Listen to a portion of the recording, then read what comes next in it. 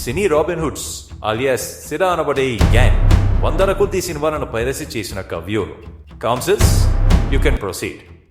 Your honour, Roti Kapda మకానోడ్ cinema. తిండి బట్ట ఇల్లు లేని పేదవాడు కూడా ఒక సినిమా చూసి 2 గంటల పాటు ఒక ఊహా ప్రపంచంలోకి వెళ్ళి అక్కడ హీరోగా తనను తాను ఊహించుకొని ఆనందపడతాడు. అది సినిమా గొప్పతనం. అటువంటి సినిమాని సామాన్యుడికి అందుబాటులో లేకుండా కేవలం డబ్బున్న వాళ్లకు మాత్రమే అందే ఒక విలాస వస్తువుగా తయారు చేశారు.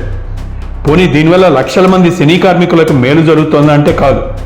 కొద్దిమంది హీరోలు అనబడే వ్యక్తులు మాత్రం కోట్లు సంపాదిస్తూ పరిశ్రమలోని సాధారణ జీవులను అంతే సామాన్యంగా బతకమని ఆదేశిస్తున్నారు. సరిగ్గా అందుకే సిరా అనే ఉద్యమం మొదలైంది. వాళ్ళని రాబిన్ హుడ్స్ అని జనాలు అంటున్నారు. సార్ ప్లీజ్, వీళ్ళని రాబిన్ హుడ్స్ అని ఆ పేరుకున్న గొప్పతనాన్ని పాడు చేయకండి.